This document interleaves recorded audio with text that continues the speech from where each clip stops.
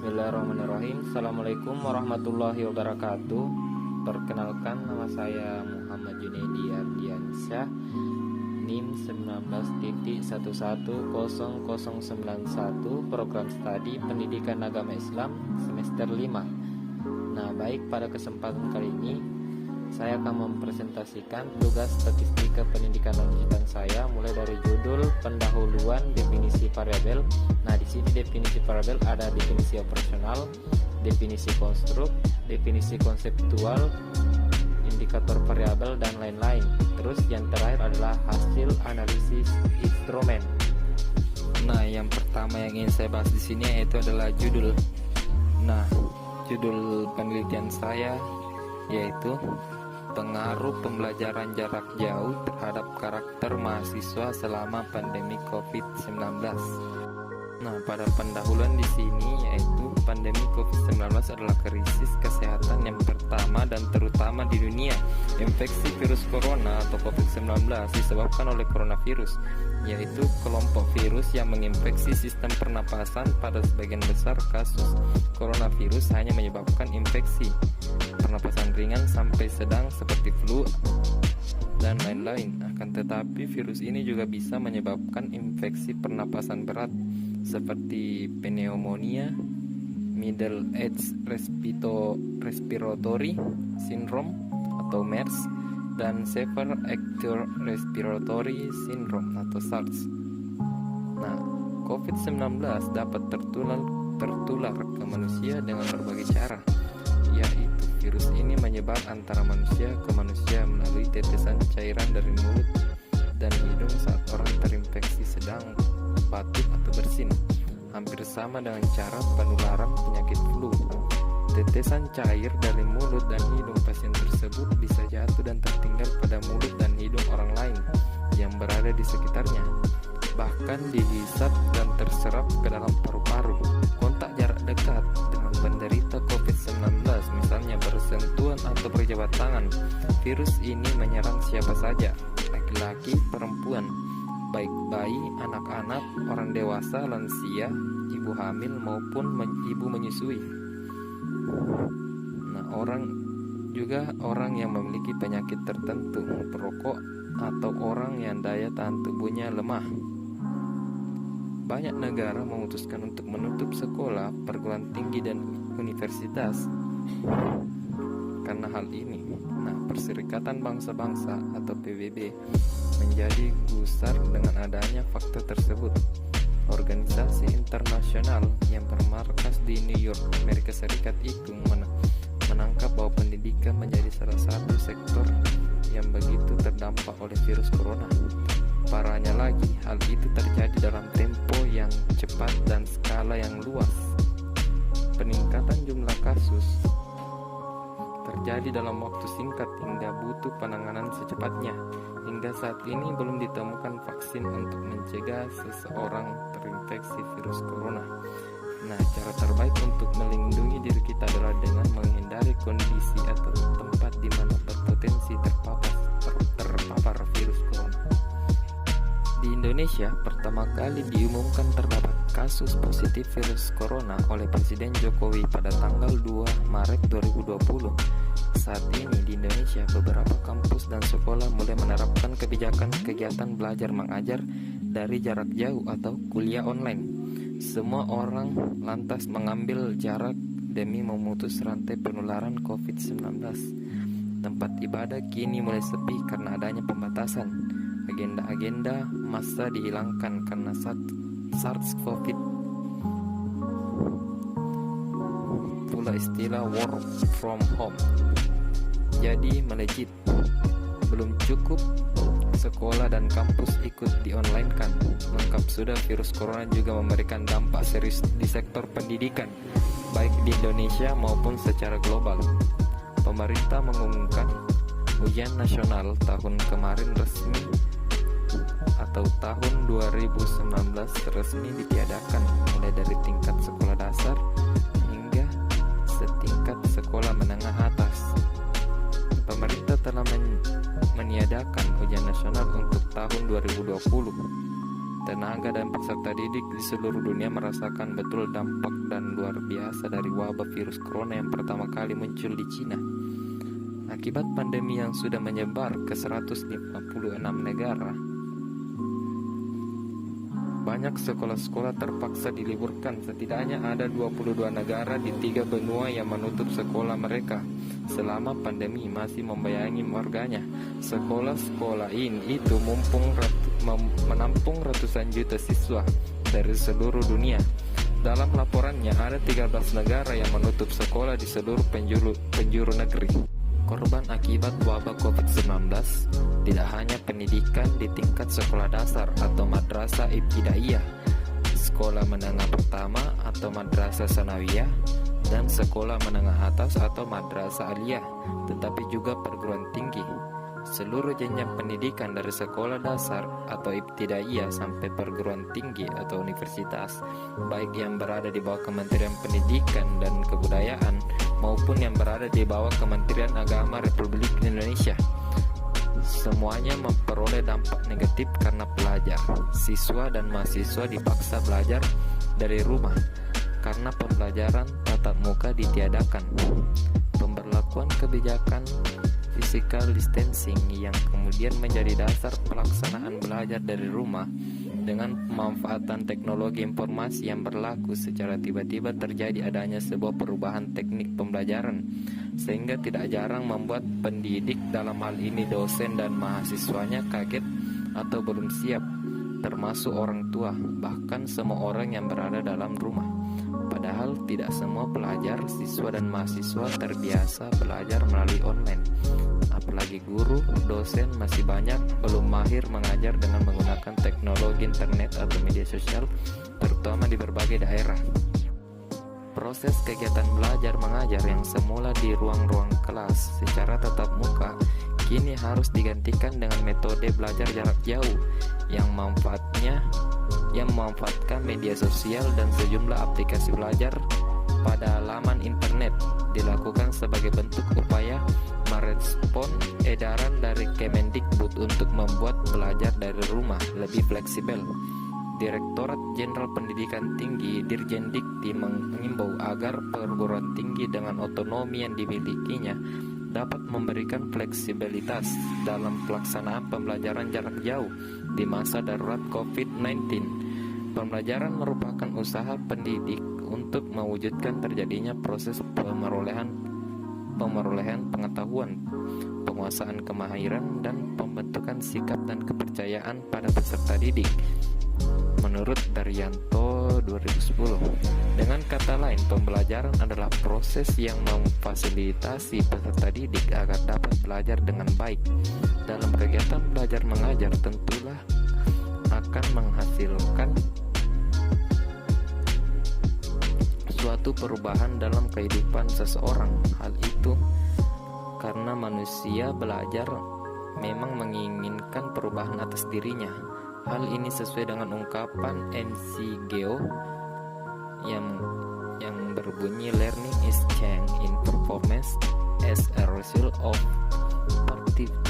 practice, Surabaya tahun 2012, yang lebih memiliki makna bahwa belajar itu merupakan proses perubahan didapat dengan praktik. Oleh karena itu, belajar adalah perubahan karakter yang terjadi dan dialami oleh individu, dalam hal ini yang dialami oleh mahasiswa di universitas saat ini.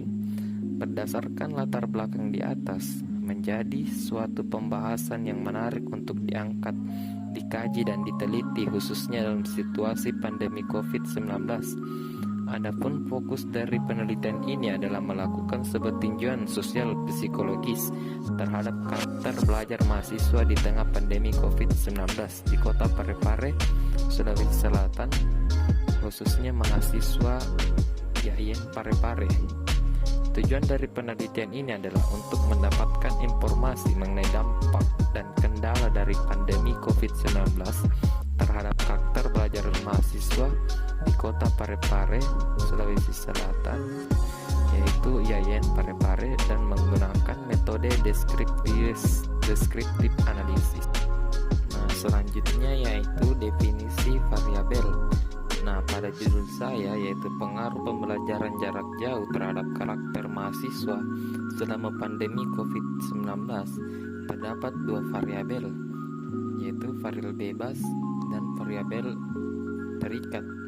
Nah, yang pertama yang ingin saya bahas yaitu variabel bebas atau independen. Nah, variabel bebas dari judul saya yaitu pembelajaran jarak jauh. Nah, di sini ada beberapa teori tentang pembelajaran jarak jauh. Nah, yang pertama yaitu teori Dohmen yang mengatakan bahwa pembelajaran jarak jauh adalah suatu bentuk pembelajaran mandiri yang terorganisasi secara sistematis di mana konseling, penyajian materi, pembelajaran dan penyajian dan pemantauan keberhasilan belajar siswa dilakukan oleh sekelompok tenaga pengajar yang memiliki tanggung jawab yang saling berbeda. Nah, teori kedua yaitu menurut teori McKenzie yang mengatakan bahwa pembelajaran jarak jauh yaitu suatu metode pembelajaran yang menggunakan koresponden sebagai alat komunikasi antara tenaga pengajar dan siswa, ditambah adanya interaksi antar siswa di dalam proses pembelajaran.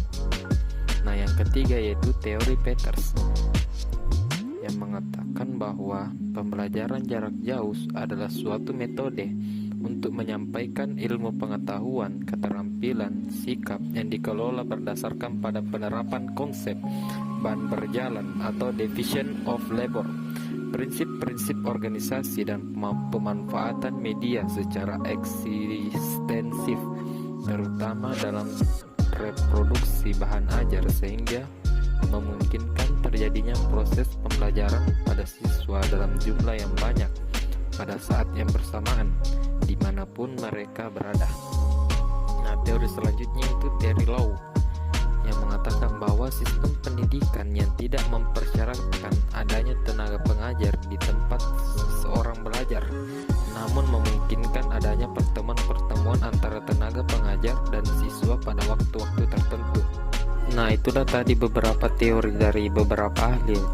Nah, sedangkan konstruk atau definisi konseptual yang saya sajikan yaitu pembelajaran jarak jauh adalah proses belajar mengajar yang dilakukan oleh tenaga pendidik dengan peserta didik yang dipisahkan oleh jarak, ruang, dan waktu, dan kegiatan pembelajaran dilakukan dengan bantuan media sosial dan lain-lain. Nah, definisi operasional sama dengan definisi operasional yang ada di atas. Adapun cara pengukurannya yaitu menggunakan kuesioner. Adapun indikator dari variabel bebas saya atau variabel independen dalam pembelajaran jarak jauh yaitu yang pertama, efektivitas pembelajaran jarak jauh, 2, inovasi pembelajaran dosen, 3, kelengkapan materi pembelajaran, 4, penggunaan media pembelajaran dosen, dan yang terakhir yaitu komunikasi pembelajaran antara dosen dan mahasiswa. Nah, ini nanti kita buatkan angket sebanyak 40 butir pernyataan. Nah, yang kedua yaitu variabel terikat atau dependen. Nah, variabel terikat dari judul saya di sini yaitu karakter. Nah, di sini ada beberapa teori yang menurut beberapa ahli tentang karakter. Yang pertama yaitu teori Maxwell yang mengatakan bahwa pengertian karakter sebenarnya jauh lebih baik dibandingkan dengan sekedar perkataan. Lebih dari hal tersebut, karakter merupakan pilihan yang dapat menentukan sebuah tingkat kesuksesan dari seseorang. Nah, teori kedua yaitu teori Winney atau yang mengatakan bahwa pengertian karakter menandai bagaimana teknis maupun cara yang digunakan dalam memfokuskan penerapan dari nilai-nilai kebaikan ke dalam sebuah tingkah laku maupun tindakan. Nah, teori ketiga yaitu teori Kamisa yang mengatakan bahwa pengertian karakter merupakan sifat kejiwaan, akhlak, serta budi pekerti yang dimiliki seseorang yang membuatnya berbeda dibandingkan dengan orang lain. Berkarakter juga dapat diartikan sebagai memiliki sebuah watak serta kepribadian. Adapun definisi konstruk atau definisi konseptual yang saya hadirkan di sini, yaitu karakter adalah suatu ciri khas dari setiap insan manusia yang menggambarkan dirinya dalam setiap perbuatan yang dilakukan dalam kehidupan sehari-hari.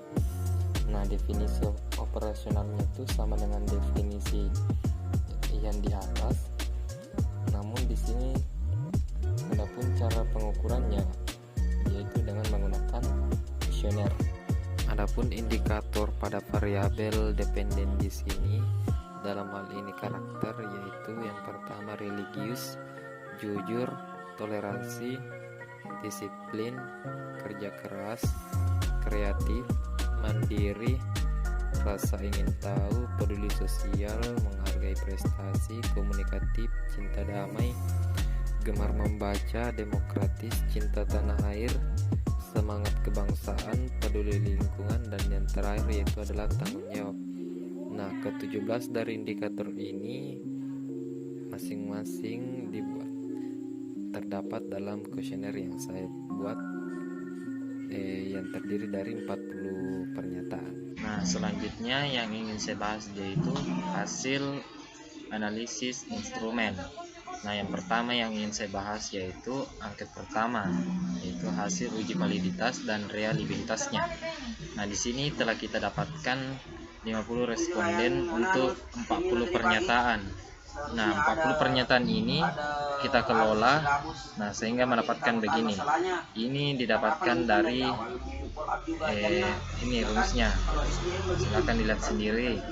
Terus ini airtable kita dapat dari airtable yang sudah ditentukan. Nah, yang tingkat kesalahannya itu 5%. Nah, kita lihat di sini ada 50 responden, jadi kita cari di situ airtable-nya yang tingkat kesalahannya 5%. Nah, sedangkan statusnya sini valid atau tidak valid di sini kita dapatkan ketika Rx-nya lebih besar daripada airtable. Nah, setelah kita kelola di sini, nah ternyata dari 40 pernyataan di sini ada 31 yang valid. Terus dari ke-31 yang valid tersebut kita kelola lagi di reliabilitas. Nah, di sini ada 31 butir pernyataan yang valid. Nah, kita kelola lagi. Nah, seperti ini kita cari dulu varians butirnya dengan rumus Excel ini. Terus jumlah varians ini, varians total R11, dan reliabilitasnya itu sangat tinggi. Nah, itulah tadi hasil uji validitas dan reliabilitas angket pertama. Baik, selanjutnya yang ingin saya jelaskan di sini yaitu hasil uji validitas dan reliabilitas angket kedua. Nah, di sini sama, telah kita dapatkan 50 responden dari 40 butir pernyataan. Nah, setelah itu kita tentukan Rx, airtable. Nah, airtable di sini yang kita ambil yaitu tingkat kesalahannya 5%. Nah, setelah kita tentukan Rx dan airtable-nya, maka kita tentukan statusnya itu valid atau tidak valid. Nah, dikatakan valid apabila Rx-nya lebih besar daripada airtable. Nah, di sini sudah kita olah, ternyata terdapat 30 butir pernyataan yang valid. Nah, dari ke-30 butir pernyataan yang valid tersebut kita olah lagi di reliabilitas. Nah, di sini sama seperti tadi yang di angket pertama, di sini ada varians butir. Nah, ininya terus jumlah varians, ada varians total, ada R11, dan reliabilitasnya itu sangat tinggi.